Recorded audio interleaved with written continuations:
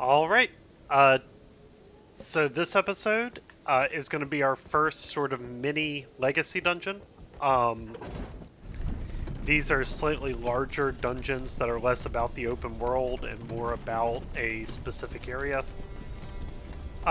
Sort of with like old timey Souls like design. This one is definitely a mini dungeon. Like it's not.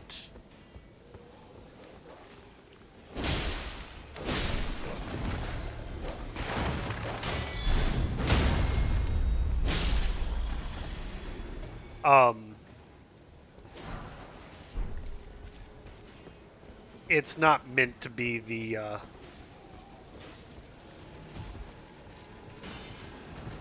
to feel the same as the as some of the larger ones we're going to do later.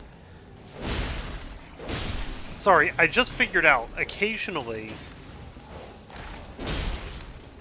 when when playing through this part, I will be suddenly attacked by a soldier who's here sometimes and not here sometimes. It just occurred to me that it's because he falls off that rampart because they're fighting up there.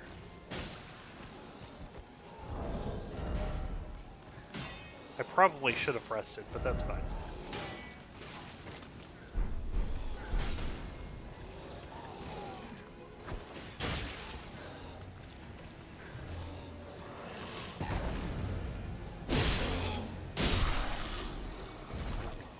Another old thing.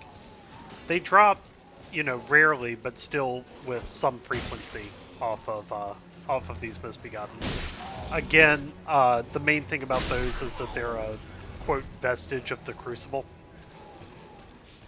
So, a reminder that these guys have all sorts of life kind of blended together in their bodies.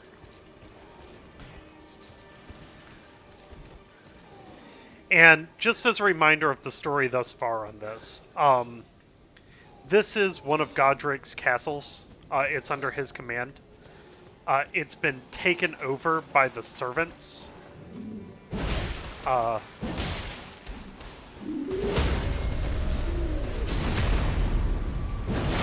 who have rebelled. The servants are these Misbegotten. So frankly, we're putting down a revolt of sort of the underclass. It should make you a little uncomfortable, and it's the first sign of sort of the massive amount of prejudice and sort of evil done by the current world order. But also, like, these dudes are pretty ferocious. Um, so you gotta be...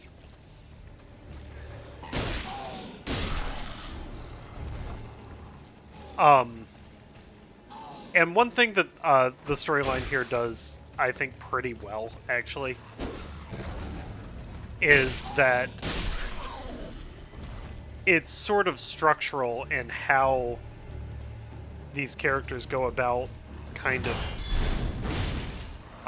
acquiring power, that they have to be kind of cruel to whatever came before and whatever's likely to come next. But no, this guy, also a Misbegotten, no wings, but he's got the tails and the horns growing out of him. So it's not just they have tails, they've got all sorts of features that are sort of unusual.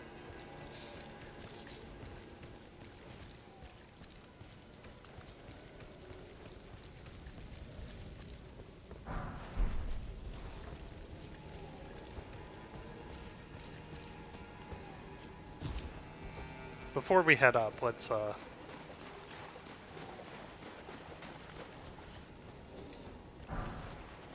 generally, instead of fighting your way through that nonsense, you can just go in through the back here. But I kind of want to go up here because I want to actually look at most of the dungeon.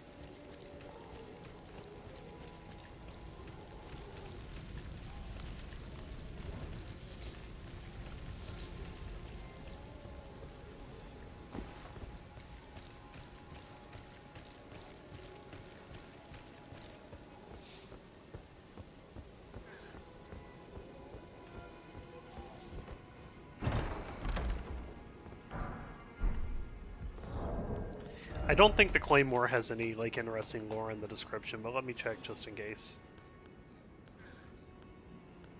Claymore. A large sword with a long straight blade. Yeah, nothing really lore specific there.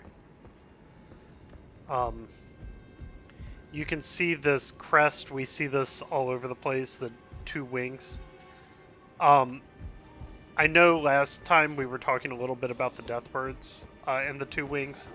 I don't think that's the sign of the Deathbird. I think that's the Stormhawks.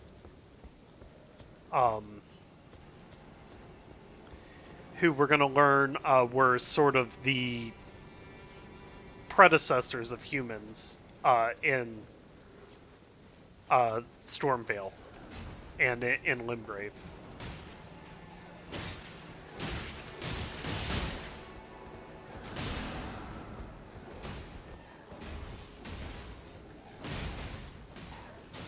Let's give those guys some time to kill each other. We'll look up here and see if we see anything in her. Well, actually, my bad.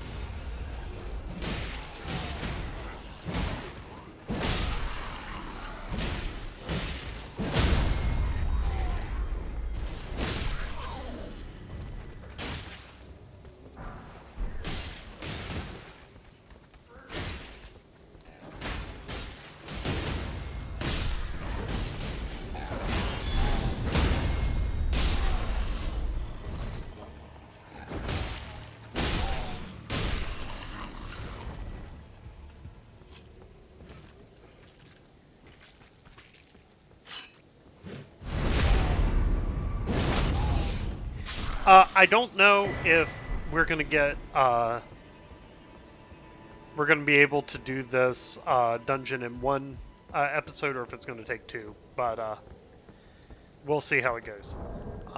Inventory. What did we just get? We just got a.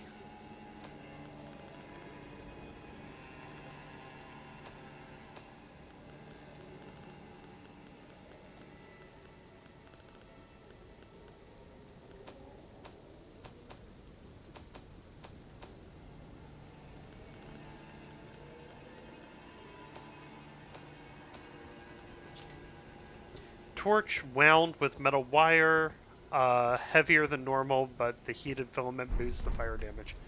So, yeah, there was no point in me looking at that. It's just a sort of utilitarian item description. I don't remember. There are specific items that I definitely want us to look at, but I don't remember every important item, unfortunately. So I will sometimes go back and check. And if we had taken the shortcut, we'd end up here. So that would have been, you know, a much faster way to sort of navigate. I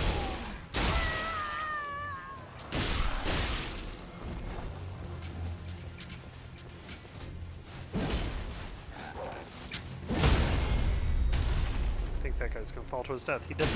Shoot. I was kind of hoping he'd fall to his death. I love that the flying enemies can be knocked off a cliff and die, because they're also that the feathers don't despawn quickly. Because basically they're still they still take falling damage, and they're still given the whatever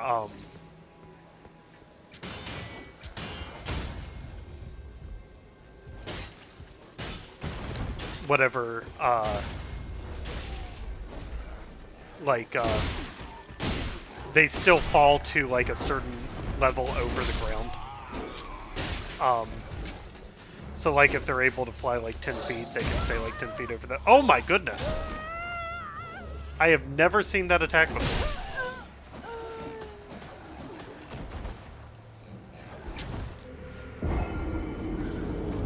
Did not know it was possible for that to happen. Okay, well, like I said, we can just take the shortcut. It's not a big deal.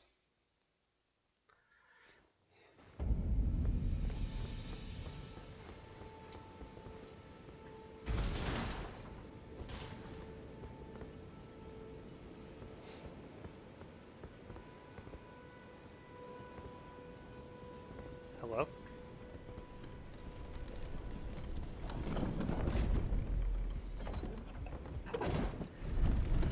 Alright, so, whoops.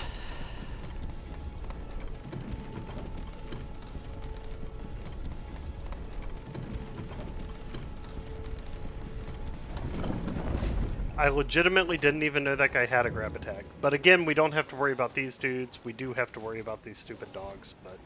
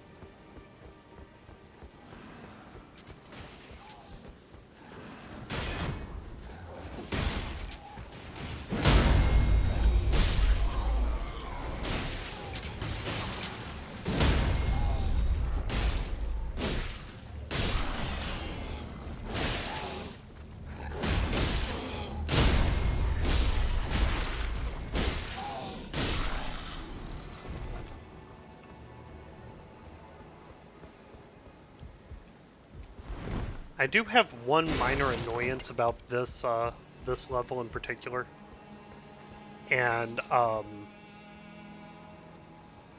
probably it's because there's something I should know that I don't know. But you got to fight your way up here twice to get all the dialogue, which is a pain in the butt. There's a face I've not seen before. I'm Edgar, warden of this castle, as ordained by Lord Godric himself. But you can see how things have turned out. The menials have all rebelled. They gave me good service, or so I thought. But it seems it was all an act. Foul creatures, as it said, and true enough, they're foul inside and out. I'm sorry to disappoint you, but whatever you've come here to do, I'm afraid Castle Morne won't hold much longer. Take this, by way of apology. Okay, and remember at the very beginning of when we first arrived in the Weeping Peninsula, Irina gave us a letter to give to him, pleading for him to leave and return to her. I see. From Irina. Thank you. I mean, you're dead. But I can't leave yet, even if the castle should fall. As commander, I must remain, to ensure the treasured sword of Morne does not fall into the wrong hands. If you see Irina, do tell her that her father will come for her once he's fulfilled his duty. Okay, and as is common in video games, we gotta go get the sword to give to him so that he can go see his daughter again.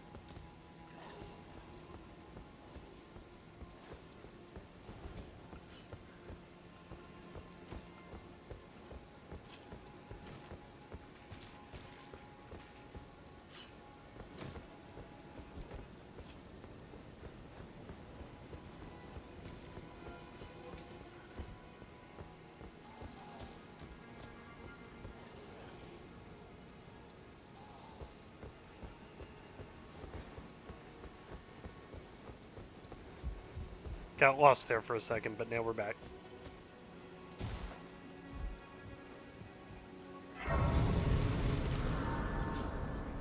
We should probably take a second here and level. Oh, and add a charge to the flask.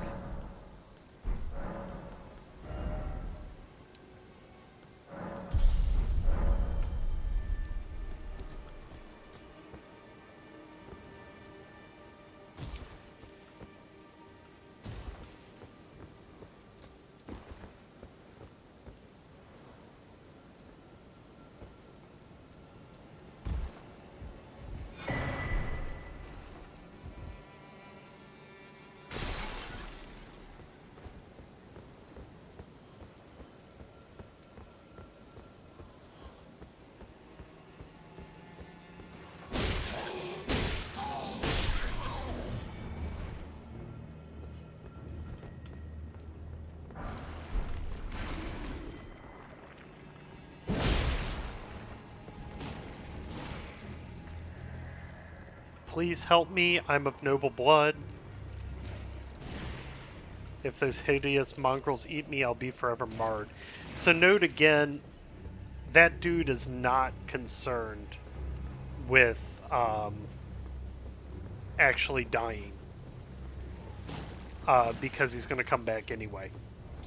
He's mostly worried about how it'll look if he dies in this way.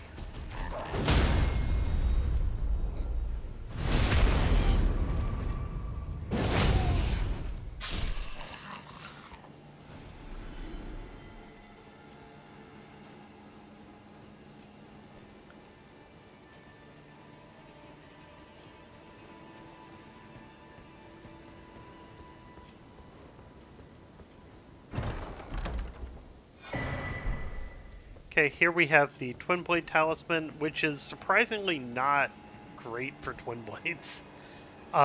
Tends to be better for, like, if you have a weapon that doesn't do, that has only a few attacks, because it, increases the damage done by the last attack in your combo. So if you have a weapon that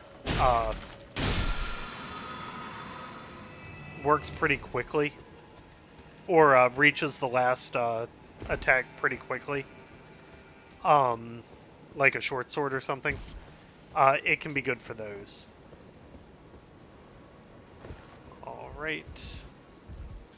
FromSoft platforming is the reason to play FromSoft. We all love these sections that they insist in putting in every single game, where if you're off by half a millimeter, you die. And that's what you gotta do to get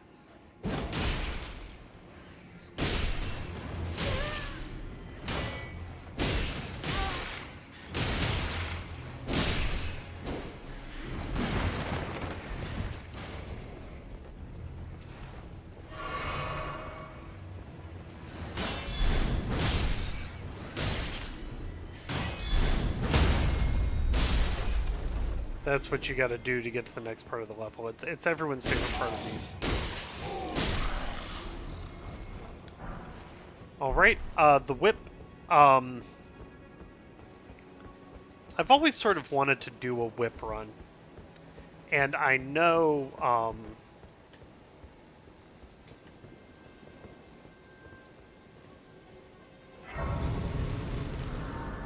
there's some other cool whip. There's some cool whips shown off in the DLC trailer, but I don't foresee it being this time. Whips generally are hard to use in FromSoft games.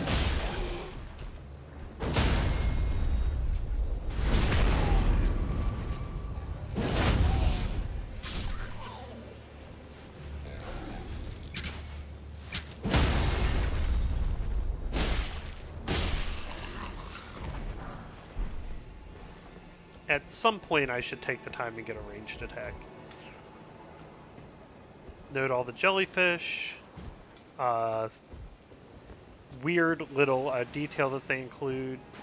The sort of sewage coming down out of the hole there.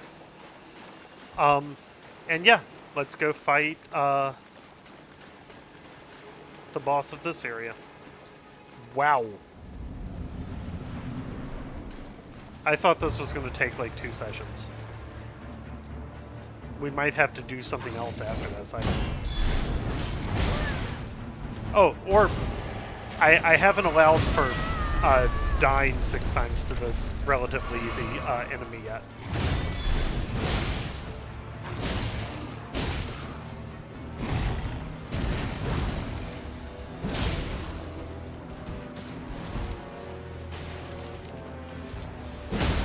So, all the enemies, in case you're wondering how this works, all the enemies have an invisible posture bar.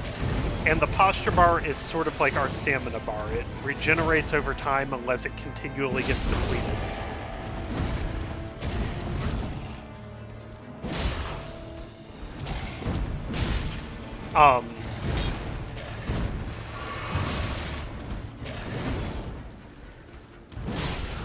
And whenever some posture gets taken off of it, it takes it a second to...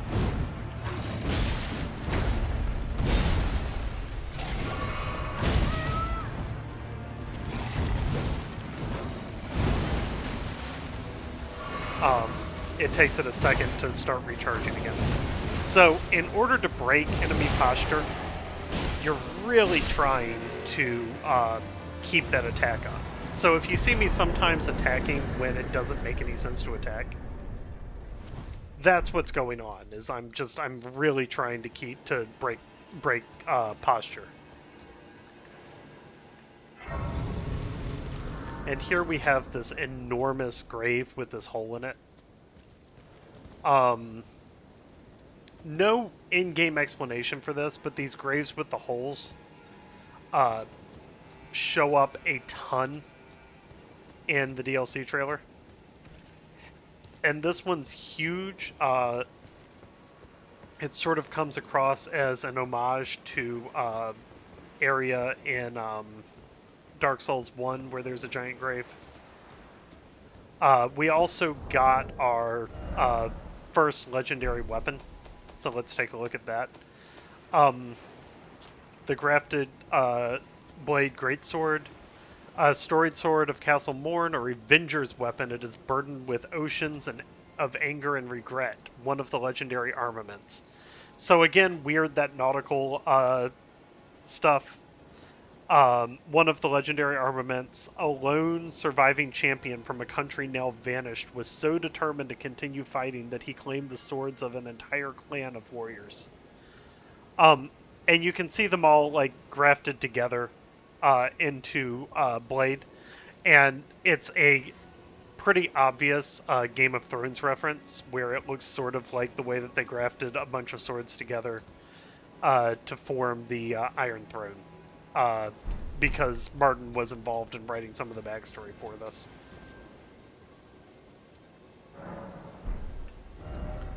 But yeah, let's go turn in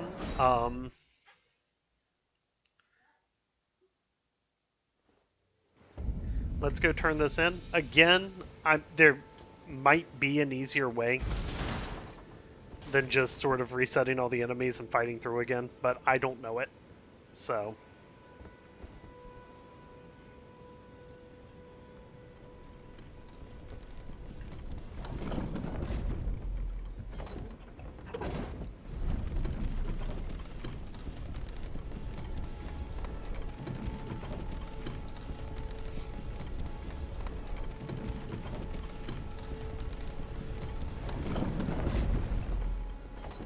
I'm trying to decide what we can do in half an hour. That would be sort of on theme, or at least not get us into the next sort of bit of the game quite yet.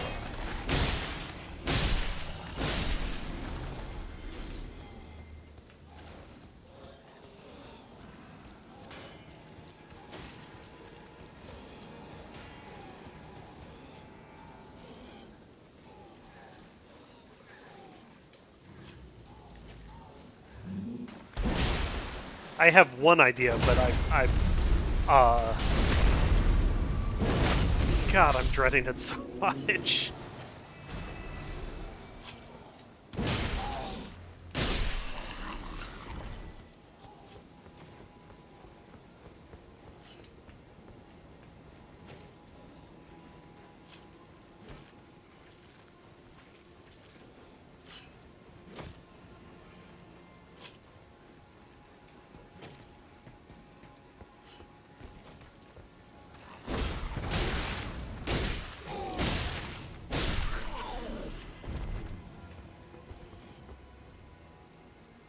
Or the game could crash. Man, that was a bad all stagger.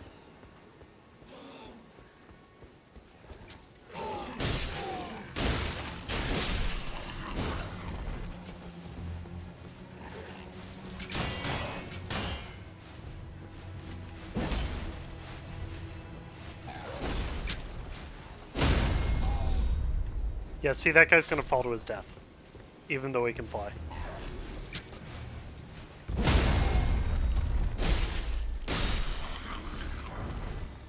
Oh, cool.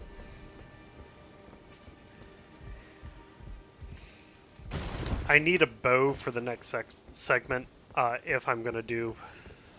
God. If I'm gonna try to do the hero's grave after this, I will need a bow.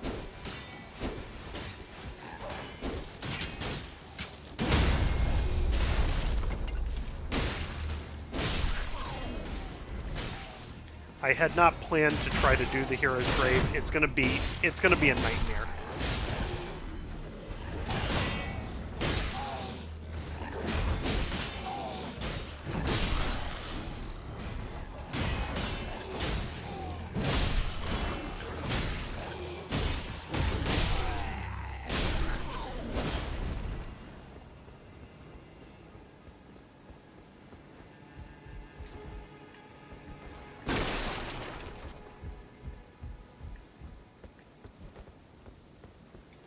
I'm in your debt for keeping the sword from those fallen creatures.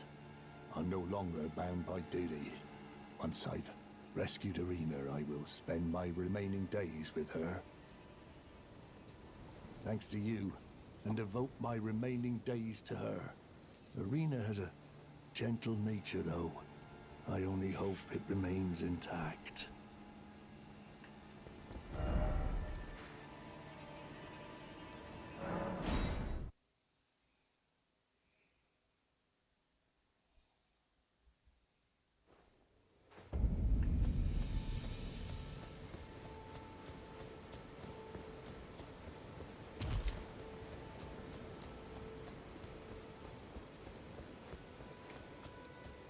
Irina, how could this be?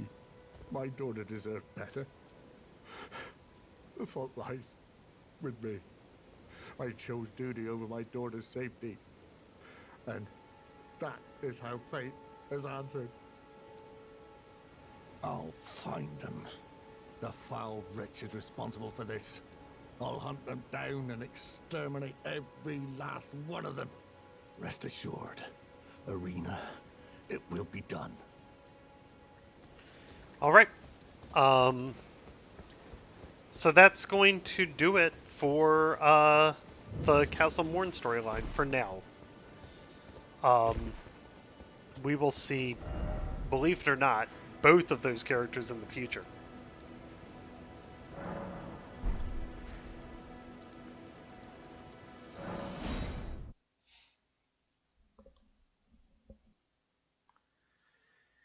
And now for a part of this run that I've been frankly dreading. In fact, let me pump my health a little bit first before we go in.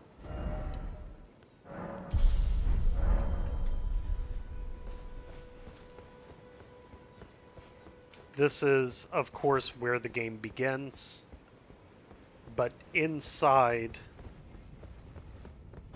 this grave where we found ourselves at the very beginning of the game before even we stepped out into the light, there is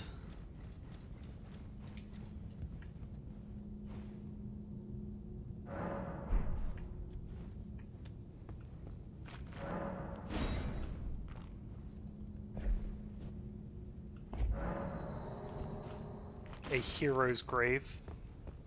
These heroes' graves are kind of a return to form for FromSoft, whereas the rest of the game very much emphasizes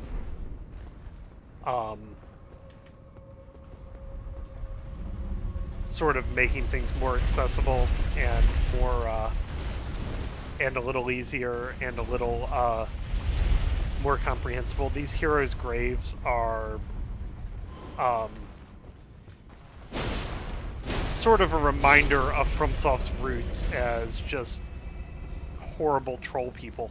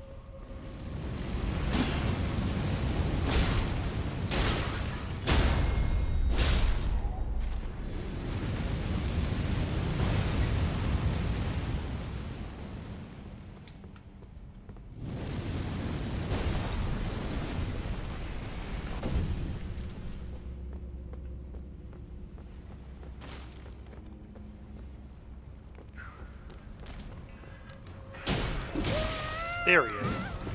He's on the ceiling.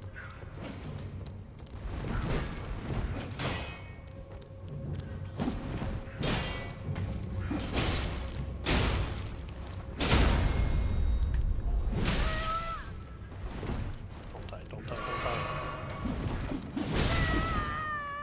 die. Shoot! Man, before I even got to the fun stuff.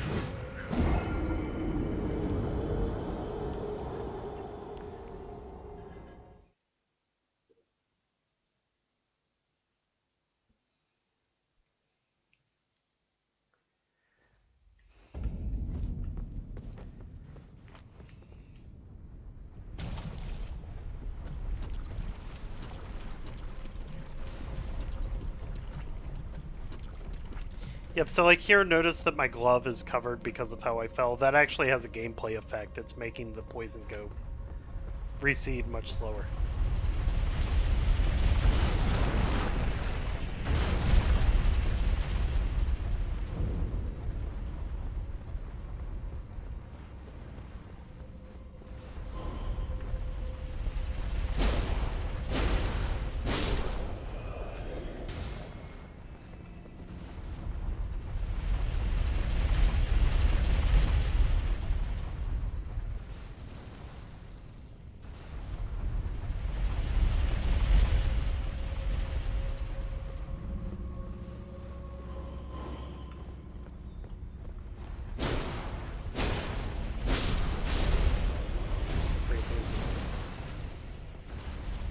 Okay.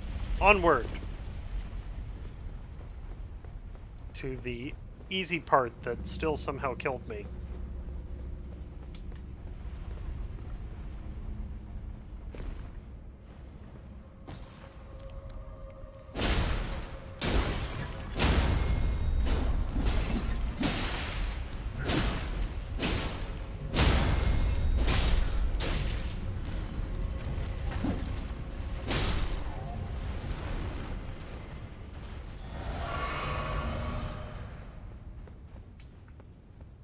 And unlike every other dungeon in the game, for some reason that one is back up.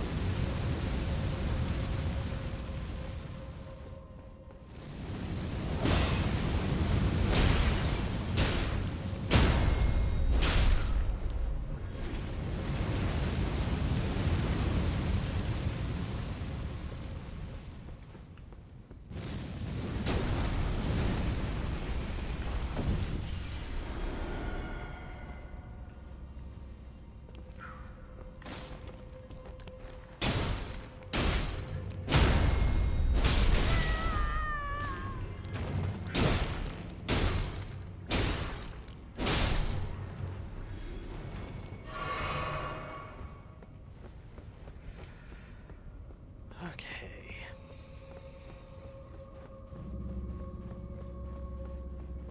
We are going to skip a portion of this dungeon for right now. We're going to skip that. We will come back to it. I did say all bosses. And when I said all bosses, I meant all enemies that don't respawn. And that would include that room there that we just skipped. It might depend on how much trouble I'm having with it. If it gets to the... Because they don't have a health bar. I mean, they don't have one of the big health bars that comes up at the bottom.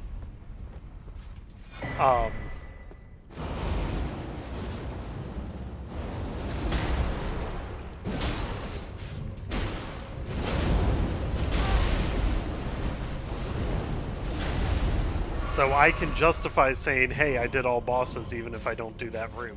Or I can say, hey, I came back later and did it, so it counts. But those both feel a little cheaty to me.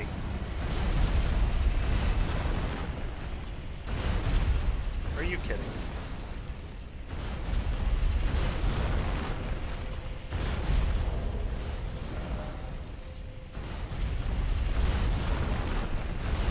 There we go. Okay, I need to briefly equip the short bow. I don't think I can... Oh, I can actually use the short bow, but it doesn't matter. And I am awful at this. Whoa! No, no, no, no! Shit.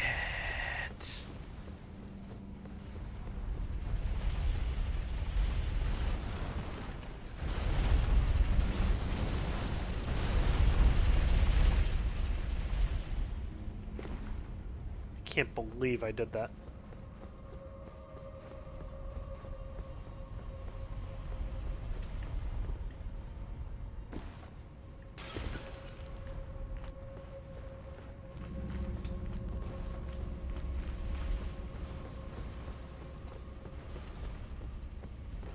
At least,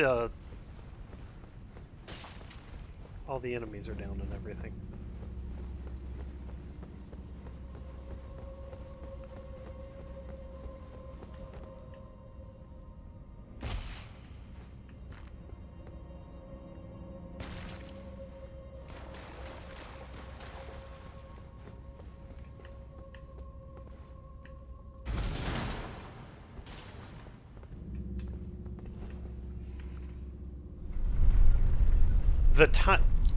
This is where I'm trying to destroy the chariot. Now, when you destroy the chariot, it stays destroyed. So that's why I'm rushing to do that before I do any other part of the dungeon. The timing on destroying the chariot is a little tricky. I get it wrong constantly. It usually takes me multiple attempts to get it.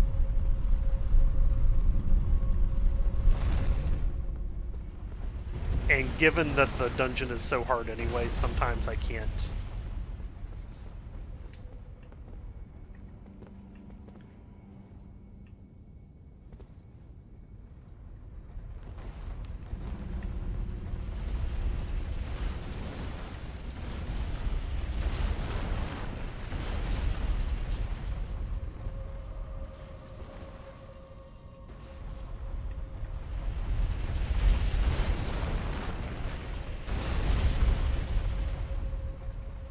So yeah, wish me luck.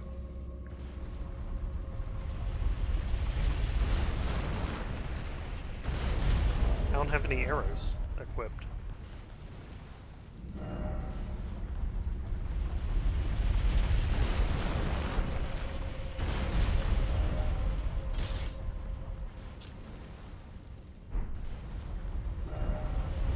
I don't have any arrows. Okay, that's fine. I can use the...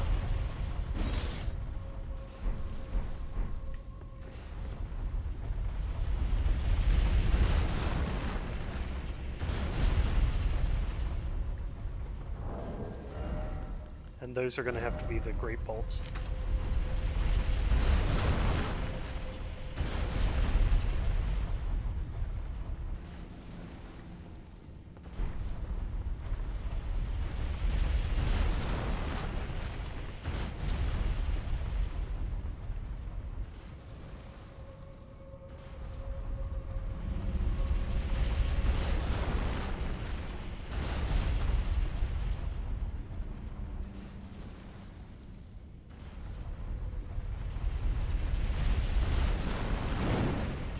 It. I can't fire this thing at all.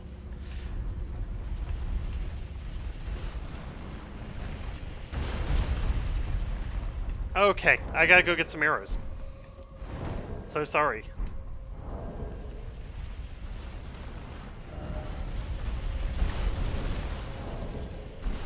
It's such a pain in the butt.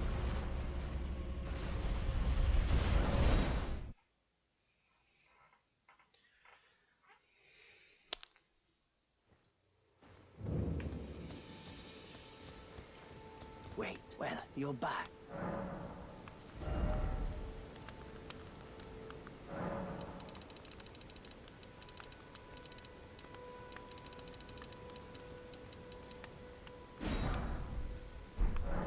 Oh, let's ask him about Blythe. Then you met Blythe, did you? Wonderful. I'm glad I pointed you in his direction. He's boorish, blunt, and couldn't find his nose with both hands. But he's a good egg. I think the two of you are sure to find the best in one another. Goodbye. All right.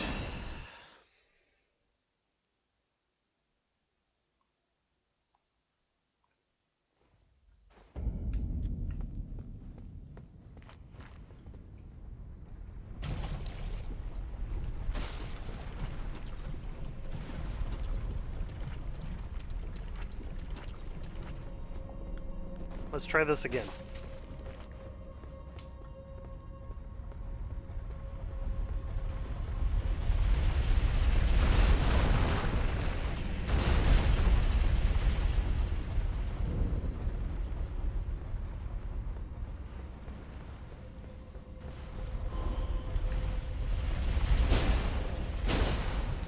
So the first day,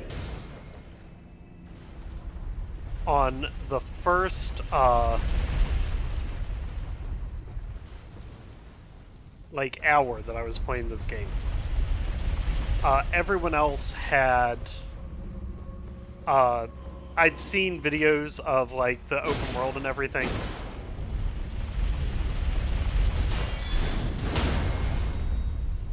So I knew that most of the content was outside of this area. But I also knew that there was this sort of side dungeon that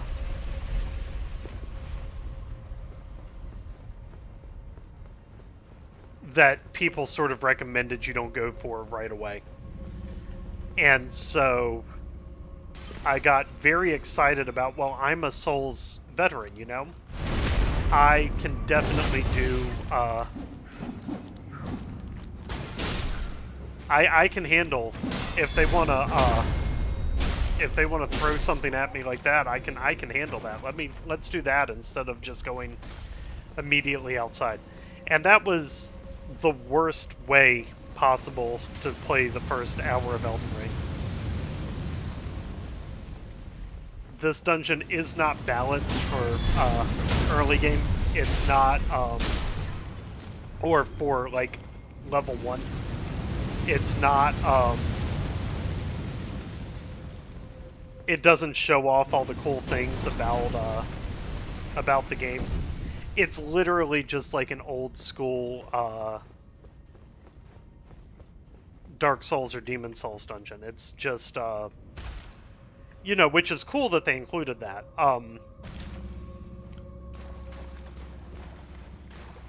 There's no reason, honestly, not to skip this if you're a new player.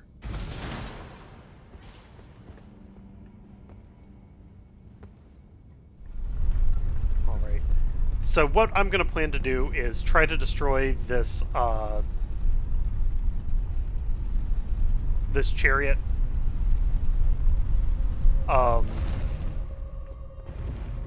Try to kill the actual boss of this level.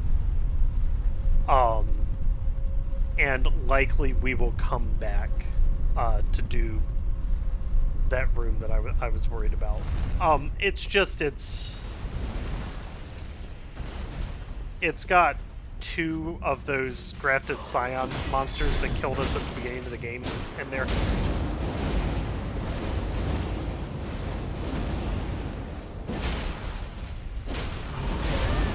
And I'm a little concerned that we're going to get stuck there pretty bad. And I've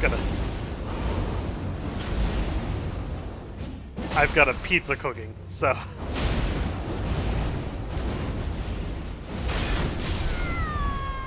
Crap!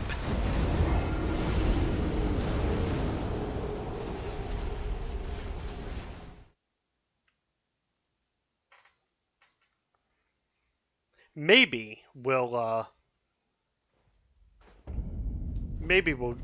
destroy the chariot. We'll see.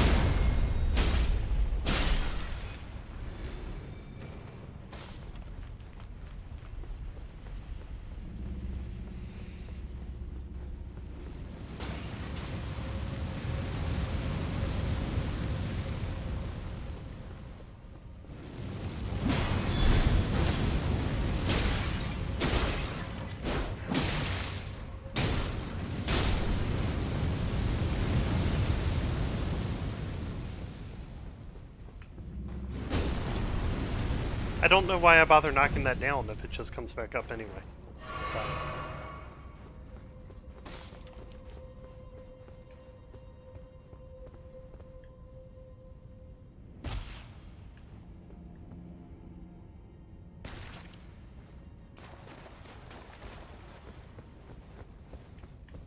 I should also be sending the elevator back down.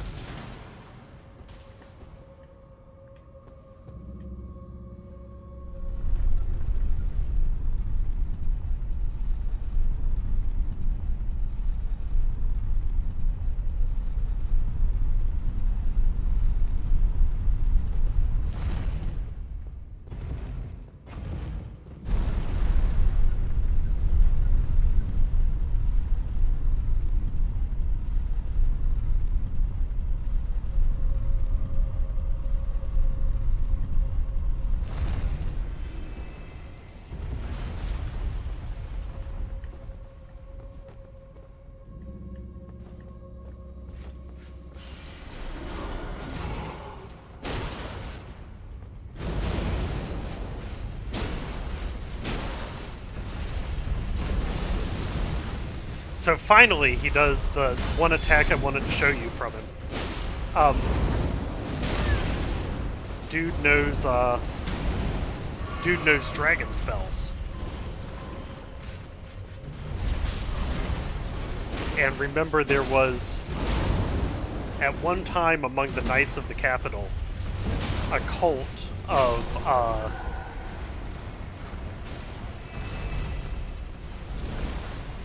of dragon worshippers. But I don't think that's what that guy is doing. I think he has partaken in dragon communion, and I think that is distinct from dragon worship.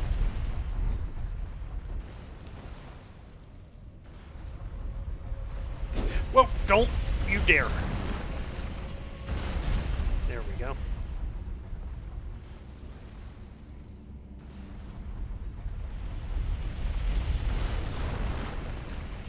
What do you mean?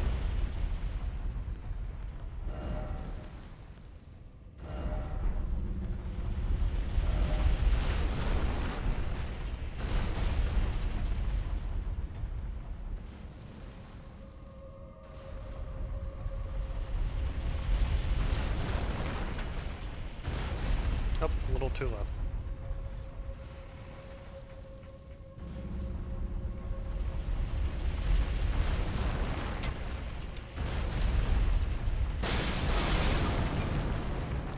Got him! Okay, and we got some weapons. Let's look at them. Great bow featuring Erd's tree styling. In times of old, when faith and battle went hand in hand, this weapon was created in tandem with the golden great arrow. Scales all arrow damage with faith, revealing its true worth when used with holy infused arrows. And then if we look at the arrows themselves, we've got nothing.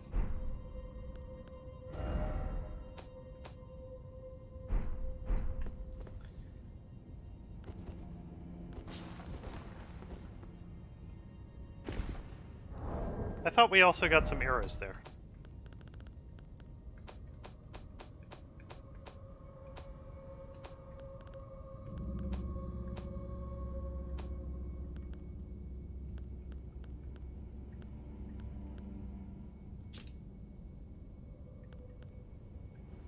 Guess not. Okay.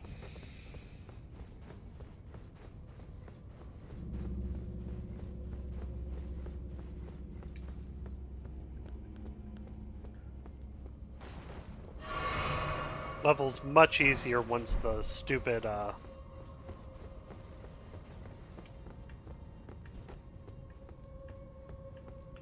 chariot doesn't chase you all the way through it. So we will, clear the rest of the dungeon, and then we'll go back to that one room that I'm afraid of, and at least give it a shot before we log off.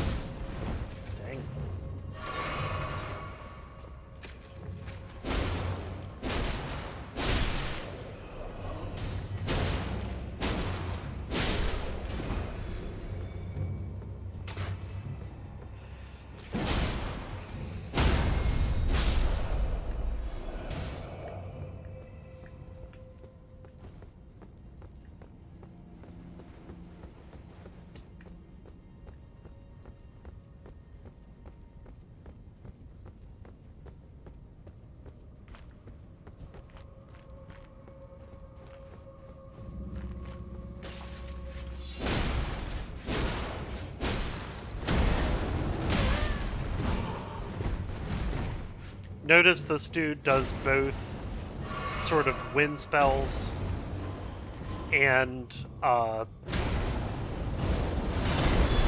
going to see maybe if he deigns to show us. We're also going to see he knows dragon spells. Or dragon incantation spells.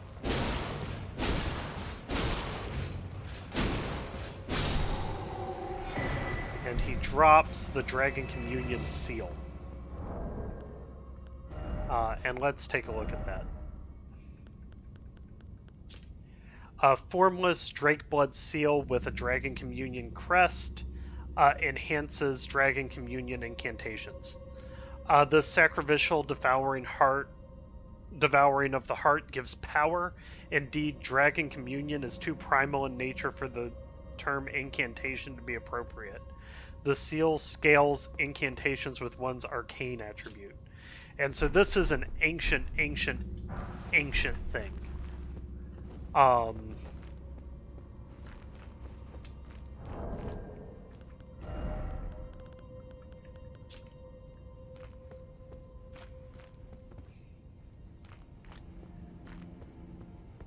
And so here we see grease made from a mixture of gravel stones, craftable item, coats the armament, granting anti-dragon effects. When the dragons were born from their ancient kin, they lost their stone scales, which can now be used to cause them mortal harm.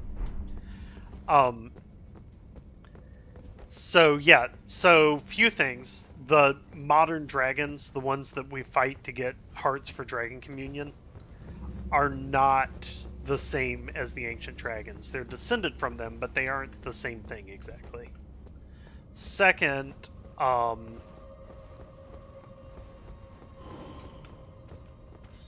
you know, we've got this idea that the Dragon Communion rite is incredibly ancient. It's absurdly old. Existing before even, like, incantations really even became a thing.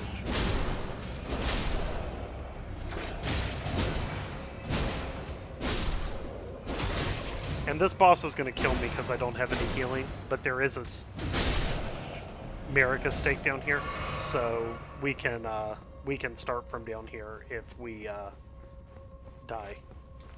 I haven't talked a lot about these Marika stakes, but they're basically a way of resurrecting that doesn't require a grace. Whoa, not off to a great start, Russ.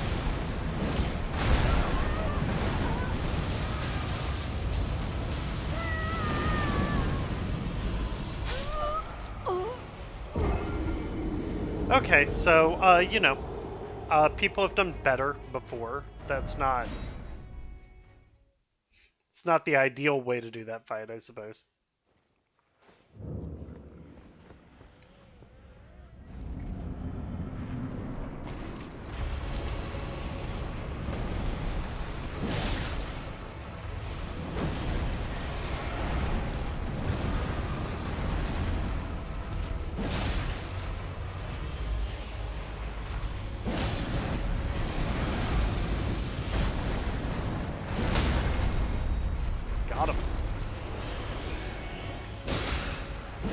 But I can't get the crit because of the way he fell, I guess.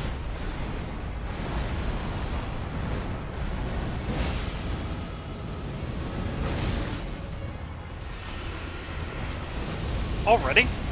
Well.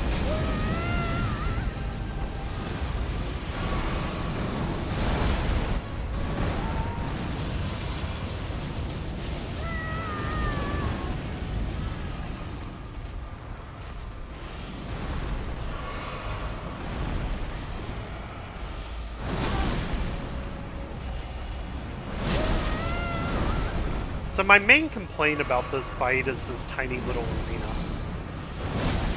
I don't like it when they do, and FromSoft's always love to do this, and it's just something I kind of put up with. But I don't care for when they do these,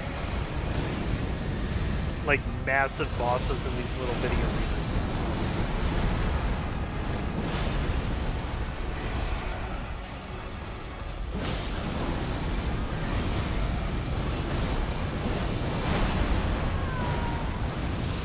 because it's hard to read them. It's hard to even really see them, to be honest.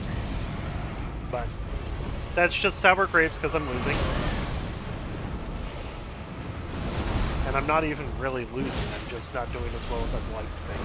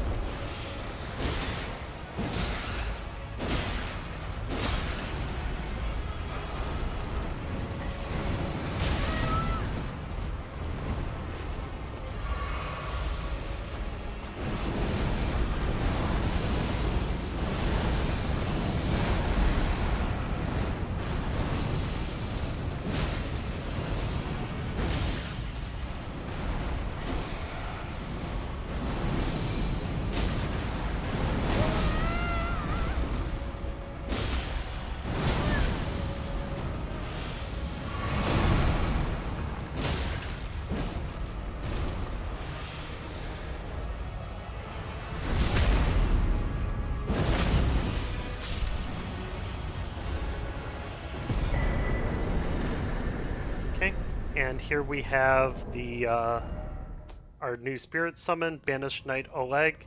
He and Ingval, who we got when we fought the Gladiator, are the two knights who are known as the Wings of the Storm. Ingval rejected uh, Godfrey's invitation, uh, while Oleg agreed to join him. One of the two knights known as the Wings of the Storm.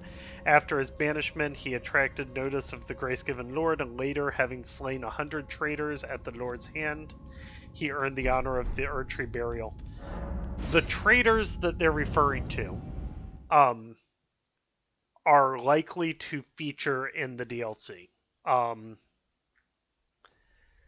They're talking about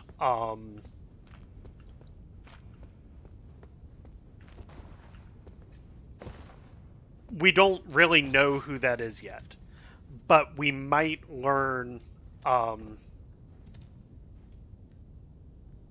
We may learn as the game goes on, as we get into the DLC, because the DLC appears to be dealing with the war in which those traitors would have appeared. It deals with the ideas of like snakes and like magma sorceries, which are deeply heretical, and are deeply tied to this idea of traitors to the Erdtree. Mesmer's got all of that symbology all over him. So when they talk about traitors, that appears to be the war in which these Wings of the Storm fellows fought. So yeah, we're gonna call it here. I will come back to the one room that I skipped in here at a later date, just because we're out of time for now and I need to eat. And yeah, next time we're going to be digging way deeper into the plague of those who live in death. Way deeper. And when that doesn't take up as much time as I sort of hope it will, we may even get to Margit next playthrough. We'll see how it goes. All right, thanks so much. Bye.